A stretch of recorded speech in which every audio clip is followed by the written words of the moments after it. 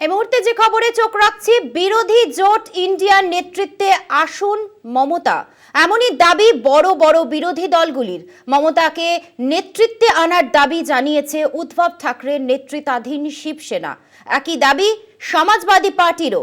Shiv Sena, Samajwadi party ও তৃণমূল কংগ্রেসের লোকসভা সদস্য সংখ্যা ৭৪ জন। এই তিন দলই মমতাকে নেতৃত্বে আনার ব্যাপারে একমত।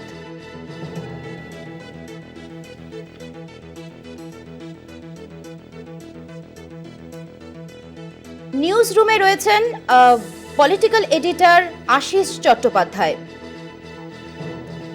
আশিস দা, কি খবর পাওয়া যাচ্ছে? বড়সড় খবর এসে পৌঁছচ্ছে। যে খবর আমাদের সামনে এসে দাঁড়িয়েছে তা হচ্ছে কংগ্রেস ছাড়া বিরোধী দলগুলো, বিশেষ করে বড় বড় বিরোধী দলগুলো দেশ জুড়ে, তারা কিন্তু মমতা বন্দ্যোপাধ্যায়কেই বিরোধী জোটের নেতা হিসেবে দেখতে চাইছেন। আমরা কিছুদিন আগে দেখেছিলাম তৃণমূল কংগ্রেসের সাংসদ, একাধিক সাংসদ, তারা বলেছিলেন বর্তমান পরিস্থিতিতে এমন একজন লড়াকু নেতাকে বিরোধী জোটের নেতৃত্বে আনা দরকার, যার লড়াই, যার ইতিহাস সারা দেশের মানুষ জানে। এবারে দেখা যাচ্ছে সমাজবাদী পার্টির মতো দল, যাদের সাংসদ সংখ্যা দেশের মধ্যে তৃতীয় সর্বাধিক, ৩৭ জন সাংসদ যাদের রয়েছে লোকসভায়, এছাড়া মহারাষ্ট্রের অন্যতম বড় দল উদ্ধব ঠাকরের শিবসেনা, তারাও কিন্তু মমতা বন্দ্যোপাধ্যায়ের নেতৃত্বের প্রতি আস্থাশীল। যে খবর এসে আমাদের কাছে পৌঁছচ্ছে সেটা হলো সমাজবাদী পার্টির ৩৭ জন, তৃণমূল কংগ্রেসের সদস্য সংখ্যা লোকসভায় ২৯ জন এবং উদ্ধব ঠাকরের লোকসভার সদস্য সংখ্যা ৯ ধরলে ৭৫ জন লোকসভার সাংসদ কিন্তু মমতা বন্দ্যোপাধ্যায়কেই নেতৃত্বে দেখতে চাইছে। মমতা বন্দ্যোপাধ্যায়ের সম্পর্কে এই আস্থার মনোভাব যখন সমাজবাদী পার্টি এবং উদ্ধব ঠাকরে দেখাচ্ছে, তখনই কিন্তু বিরোধী রাজনীতিতে নানা রকমভাবে জল গড়াতে শুরু করেছে। আমরা দেখতে পেয়েছি লোকসভা নির্বাচনের আগে কংগ্রেস এবং তাদের নেতা রাহুল গান্ধীকেই সামনে রেখে বিরোধীরা লড়াইতে যাবে, এইরকম একটা পরিস্থিতি সৃষ্টি করার চেষ্টা হচ্ছিল। পরবর্তীকালে লোকসভা নির্বাচনে বিজেপির ফলাফল যথেষ্ট খারাপ হয় এবং তারা নিরঙ্কুশ সংখ্যাগরিষ্ঠতা হারায়। তারা গরিষ্ঠতার থেকে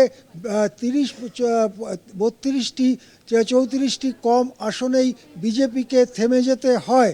এই পরিস্থিতিতে অন্য দলের সমর্থন নিয়ে তৃতীয় নরেন্দ্র মোদীর সরকার কেন্দ্রে গড়ে ওঠে। এরপরে যে রাজ্য বিধানসভার নির্বাচনগুলো হয়, সেখানে এই বিরোধীদের যে বাড়তি শক্তি, তার প্রতিফলন ঘটবে বলে আশা করা গিয়েছিল। হরিয়ানা, মহারাষ্ট্রের মতো গুরুত্বপূর্ণ উত্তর ভারত, পশ্চিম ভারতের রাজ্য, সেখানে বিরোধী শক্তি ভালোভাবে জিতবে। হরিয়ানাতে কংগ্রেস যে জিতবে এটা প্রায় ঘোষণাই করে দেওয়া হয়েছিল আগের থেকে। যারা এসব ব্যাপারে বিশেষজ্ঞ, যারা সেফোলজিস্ট, যারা সমীক্ষা করেন, তারা প্রায় সবাই বলছিলেন হরিয়ানাতে কংগ্রেস জিতবে। কিন্তু ফলাফল বেরোবার পর দেখা যায় আশ্চর্যজনকভাবে সেখানে বিজেপি জিতে গিয়েছে। কংগ্রেস তাদের অন্দরের কোন্দল সামলাতে পারেনি। কংগ্রেসের রণনীতি ভুল ছিল। কেবলমাত্র জাটদের ওপর নির্ভর করে জাট বিরোধী বাকি হরিয়ানাবাসীদের তারা বিজেপির দিকে ঠেলে দিয়েছিল। একটার পর একটা রণকৌশলগত ভুলের ফলে হরিয়ানাতে হাত থেকে চলে যায় নেতৃত্বের যে দাবি, সে দাবি হাত থেকে চলে যায়, সেখানে বিজেপি জেতে। তারপরে মহারাষ্ট্রের লড়াই যখন আসে, তখন সবাই অঙ্ক কষছিলেন যে মহারাষ্ট্রে 48টি লোকসভা আসনের মধ্যে যেহেতু 30টি মহাবিকাশ আঘাড়ি বিরোধী জোটের, একটি নির্দলের 31টি এনডিএর বাইরে। সুতরাং মহারাষ্ট্রে বিরোধী জোটের জেতাটা কেবল সময়ের অপেক্ষা।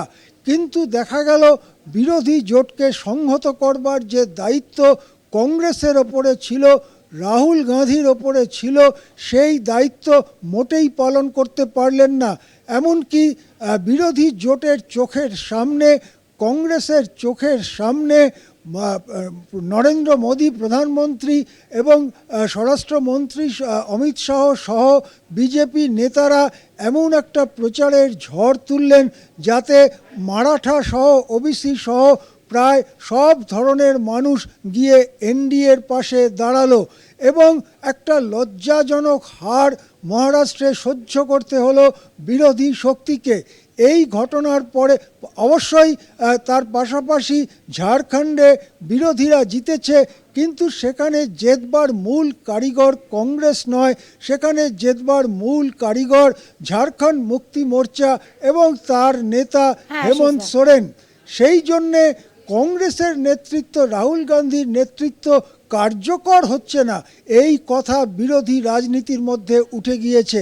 এবারে সেই জন্যে বিরোধী রাজনীতিতে সবথেকে পরিচিত, দীর্ঘ ইতিহাস সংগ্রামের এমন নেতাকে সামনে আনার দাবি উঠছে বিরোধী রাজনৈতিক দলগুলোর, এবং মমতা বন্দ্যোপাধ্যায়ের নাম স্পষ্টভাবে উঠছে।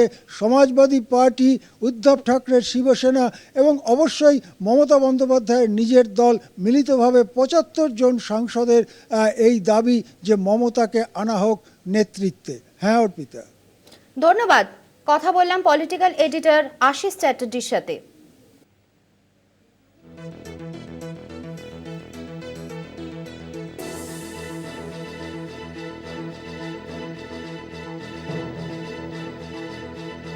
বিরোধী জোট ইন্ডিয়ার নেতৃত্বে আসুন মমতা, এমনই দাবি বড় বড় বিরোধী দলগুলির। মমতাকে নেতৃত্বে আনার দাবি জানিয়েছে উদ্ধব ঠাকরের নেতৃত্বাধীন শিবসেনা। একই দাবি সমাজবাদী পার্টিরও। শিবসেনা, সমাজবাদী পার্টি ও তৃণমূল কংগ্রেসের লোকসভার সদস্য সংখ্যা 74 জন। এই তিন দলই মমতাকে নেতৃত্বে আনার ব্যাপারে একমত।